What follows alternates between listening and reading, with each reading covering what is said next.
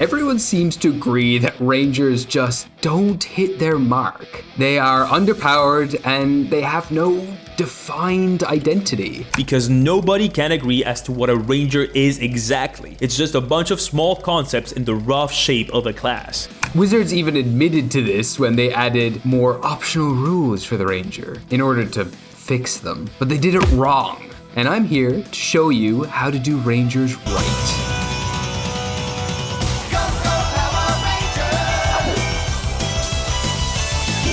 Hello, my name is Gabriel Galway, and I am an ugly goblin.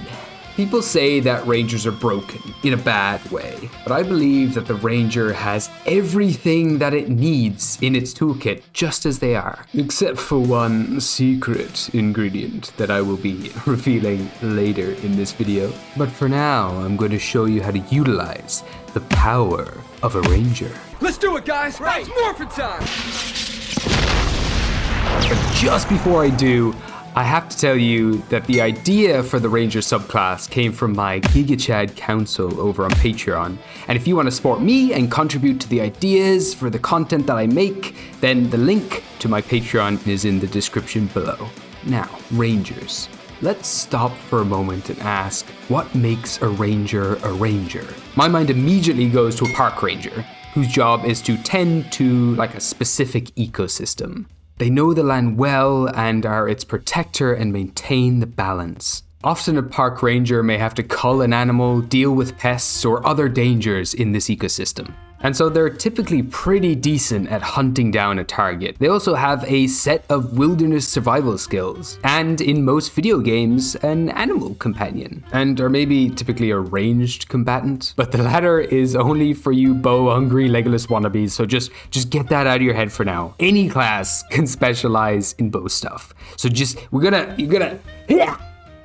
Let's have a look first at what currently exists in the Ranger's toolkit. For anyone who might not keep a permanent log of every class's powers and abilities like us tabletop enthusiasts. So at level 1, you get Favorite Enemy and the Deft Explorer ability, which both gained optional variants when WotC tried to fix the older abilities, but more on that later. Favorite Enemy is fine. You know a lot of stuff about one type of creature and get advantages on checks to know stuff about them. It's a very limited and situational ability, and having expertise in survival would just be way cooler and I don't know, more useful. The optional variant, Favored Foe, focuses more on hunting targets. It's more varied and far more useful, but now you're less knowledgeable and more I hit good. But regardless, the being really good at hunting down one type of creature is quite cool in its own way. Natural Explorer lets you choose a type of terrain like Arctic, coast, desert, forest, etc., etc. When you make checks to know stuff here, you're really good at that, and you can move through that terrain a lot faster and find food, etc. Now, you see right here at level 1, what the folks at Wizards did was that they made it so the Ranger can only function within their chosen terrain. If you picked desert and your D&D campaign all ends up becoming a nautical adventure, well then, oops, sorry, that ability is kind of useless now, so too bad, so sad. This ability ties you to a domain. A place, like mentioned before, is maybe usually somewhere you're sworn to protect or something like that. This place is the core of your character, and so both mechanically and roleplay wise, it's very difficult to leave here. Unless, of course, I don't know, like, the only cure for the plague rotting our realm exists, somewhere else, not here. You could find it, here, so join that party, go away from this place now and follow the quest. And also then if you do leave to pursue the rest of the story, well then you're also far less effective as a ranger mechanically. It's just, you can't win. And also, the ability that limits you to a terrain is called natural explorer, which by definition indicates that they like to travel and explore new places. So why does it limit you to one place if that's the case? They tried to rectify this later by making it more orientated around actually exploring the world itself, with the optional Deft Explorer ability, which instead gives you a whole bunch of buffs that make your ranger more akin to like an Indiana Jones-like character, but I think they missed a golden opportunity here, and I'm gonna explain how I fix that later. But moving on, at second level, you get a fighting style. So you bow lovers who are designing a Legolas Hanzo love child, you can specialize in bows now, so congratulations. And you can also cast spells. Woo! Magic's great. Magic does everything, it solves every problem. And wizards seem to do that a lot as well. They patch things with just magic. They're like, hey, you get these spells now. So they're like cool, interesting abilities. But I digress. Third level gives you primal awareness, which is like Legolas, what do your elf eyes see? It's kind of meh. They try to fix it with magic, no surprise. With primal awareness. Wow. So you get more magic now. Cool. At third level as well, you choose your subclass, which I'll show you which is the right one to pick. It's at the end of the video with the ranger, with the Power Ranger subclass I made. That's the one you pick. The other ones are okay. Unless, of course, you're like dipping your toe in here to become a Gloomstalker rogue. That's cool too. I'm all about that. That's cool. Fourth level, you get an ASI. And also, maybe if you want to change your fighting style, if you're sick of being a bow person now, I don't know your life. Extra attack at 5th level, you get really good at moving at 8th level, and now at 10th level, you're so good at painting cakes at the bakery that you can now paint yourself to look indistinguishable from a rock. Like how did Peter get that good at, and where did he find the materials? Like in this place, he didn't go to the cornucopia, so he has no paints. How the hell did he make himself a rock with no mirror? As someone who cosplays, I'm very impressed. And I suppose, I guess he's level 10 ranger. I don't know. Or, take another optional rule that WotC has added in there and just become invisible now, which is not the ability Vanish that you gain at 14th level, which stops you being tracked, which is actually kind of cool, but it's also so late in the game that it's kind of a boring ability to get at that stage. At 18th level, you gain incredible senses that help you fight creatures you can't see. When you attack a creature you can't see, your inability to see them doesn't impose disadvantage on your attack rolls against it. You're also now aware of any location of invisible creatures within 30 feet of you. So basically, you gain the ability of a 2nd level spell. Yes, you have See Invisibility now, which is a spell that can be cast by, I think, about 8 different classes, typically around level 3. But for some reason, rangers can't learn that spell. I don't know why. But don't worry, guys. I learned it at level 18, so I don't need to take it right now. As a hunter, I feel like that's a really useful ability to have and a really useful spell to have, but yeah. Listen, if you thought that was good, it doesn't get better than level 20, when you have slain demons and dragons, when you have traveled the world and experienced every single thing life has to offer. Level 20 is the peak of your potential, and now you can add your wisdom modifier to either your attack or damage rolls. Oh, and this only works against your favorite enemy. Yeah, you can add it to both attack or damage rolls. No, you can't do that. And oh, you chose oozes? Well, I guess it sucks to be you. Listen, if you're a DM and your player reaches level 20, let the ranger please add their wisdom to damage and attacks against any creature. Please, do not be an ass. Be good, okay? Okay, we understand rangers now. They're having a rough time. Cool. So, with all that in mind, let's go back to the very beginning. The part about the land in which the ranger protects. The primary job of a modern day ranger is to protect this unique ecosystem, a place they have grown to know and love. It's their home, and it's taught them vast amounts of invaluable knowledge. And I believe this is the core of the Ranger. Yes, I believe that one of the most questionable and situational abilities of the Ranger, Natural Explorer, holds the heart and soul of what it means to be a Ranger. But it's been done wrong. It's trash. It's so bad. And the way WotC fixed it with the Deft Explorer ability by simply making it more about traveling the world is fine. But I think we can do better while still sticking to the foundations of this class. Follow me, child, and let's look at Tarzan.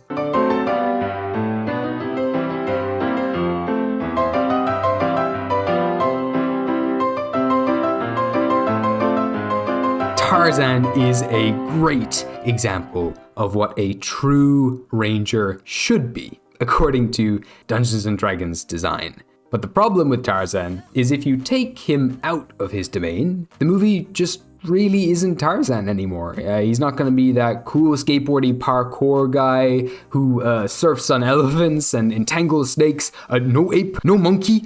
You bring him to, say, the city, and he just becomes like, I don't know, Spider-Man, I guess, which is actually kind of cool. So, building on that, what I think would be even cooler for Rangers is if they can carry the heart of their domain everywhere they go. What if the Ranger could carry the connection, the bond they have made with their domain anywhere? And the power of the Ranger now comes from their domain giving back to them for all the good they've done. Every spell they cast, every ability they use reflects where they have come from. In the same way, one might imagine Tarzan adapting to being moved into a big city. He wouldn't adapt to move like everyone else. He would adapt with the skills he already knows. He would bring the jungle to the city using abilities he has always used and make them work in this new destination. The city becomes and is treated like a concrete jungle.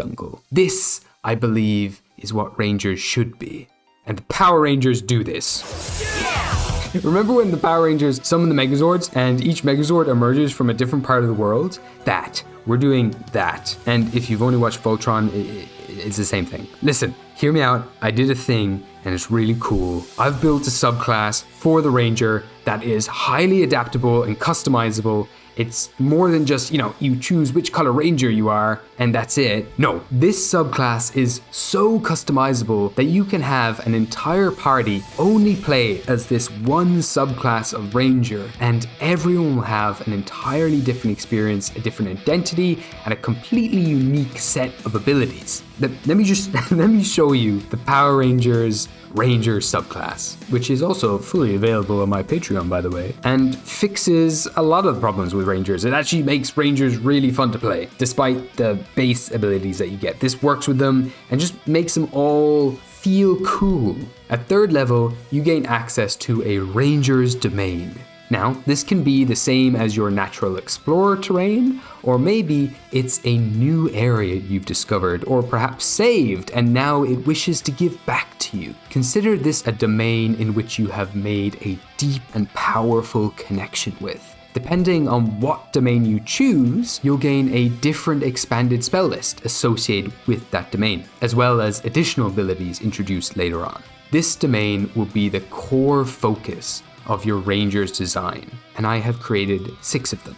You also gain access to a power fragment at 3rd level, which is kind of like a spell focus of sorts, and you can absolutely use it as your spell focus if you wish. You either discover this or you create this fragment of power forged from the energies of your chosen domain. It's a relic of immense latent potential that holds the boundless powers of your domain. And it's something you can pick up and carry with you, or perhaps you want to make it a tattoo or something completely intangible. But if you want to be real cool, make it like a morpher or like Dino Coin inside the morpher, to be more specific. And then you can just be like straight up Power Ranger. Whatever form it takes, it gives you access to a plethora of different abilities. The first that you learn how to access is the use of your Ranger's Mantle. it lets you do that. You hide your identity and gain cool elemental buffs to your damage based on your domain, as well as letting you do things like gain a swim speed if you chose the ocean domain, or tremor sense if you went with the Underdark theme. One optional rule I added in there as well is that any elemental damage that you deal to creatures who are 2 sizes larger than you with this ability, they take double that elemental damage. It's just like a fun way of saying you're really good at fighting kaijus, which Power Rangers do all the time, and also plays into that fact that Rangers are really good at hunting one specific thing. And these are all nice little abilities that you get when you choose your subclass. But the real meat and potatoes of 3rd level is the unique ability Finishing Move. A special shout out goes to Ike the Architect, my GigaChad Goblin on Patreon, who suggested that Rangers should have some sort of ability akin to like a Paladin's Smite. And so here's what I came up with. And in my opinion, all Rangers, I think, should have this ability. So before you make a melee or ranged weapon attack, you can first choose to make it a finishing move. You can expend 1 spell slot to deal damage to the target in addition the weapon's damage. The type of additional damage dealt is based off of whatever type of ranger you are. Desert Rangers deal fire damage, for example. This extra damage is 2d6 for a 1st level spell slot, plus 1 additional d6 for every spell level higher than 1st level, to a maximum of 6d6. Other allies within 5 feet of you can also spend their reaction to enhance the attack, all contributing to this all-out finishing move. They can spend 2 hit dice or 1 spell slot to add an additional 1d6 to the attack's damage. These additional d6s can surpass the maximum 66 restrictions that a single ranger can accomplish alone. And the big kicker here is that if the finishing move hits a creature who has less than half their hit points, that damage is doubled. And you can't use it again until you finish like a short or long rest. I think this ability really embodies the heart of Power Rangers and any kind of anime tropes in general, but also feels like something a ranger should naturally have, being this hunter-like character that they are. At 7th level, you can magically summon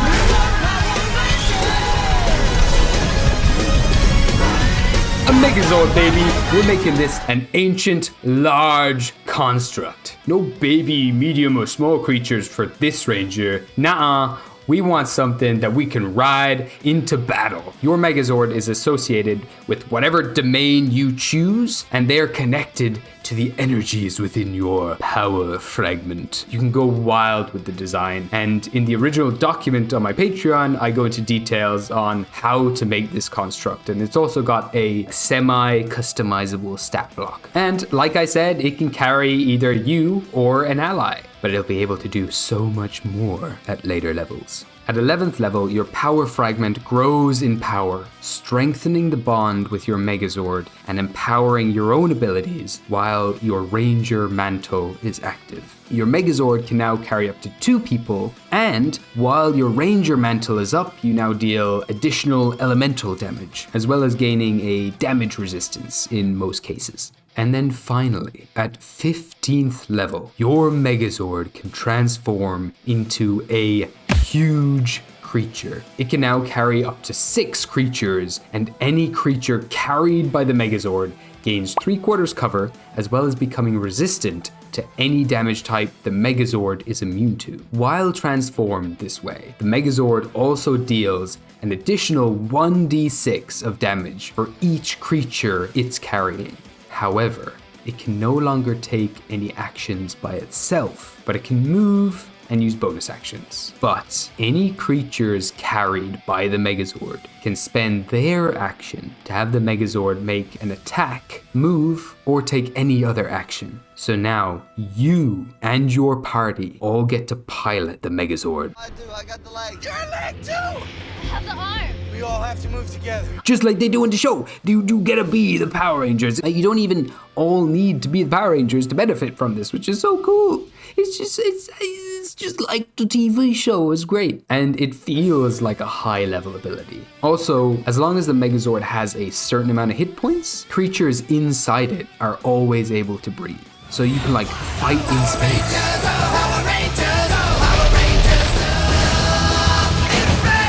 Or go underwater, which is less cool, but it's still cool nonetheless. And there you have it, the Ranger. I'm so gosh darn proud of this thing. Please let me know if you like it and how you would use the Power Ranger in your games. Like I mentioned, the PDF is there for this subclass on my Patreon, as well as other many lovely perks. And if you'd like to purchase just this subclass alone, let me know in the comments below, and if I get enough requests, I might consider making it an individual purchasable item on my Patreon. And if you like this video and want to see more anime-esque videos, go check out my Jujutsu Kaisen video over here and see how I design domain expansions. Well, that's it for me. Love you all. Goodbye.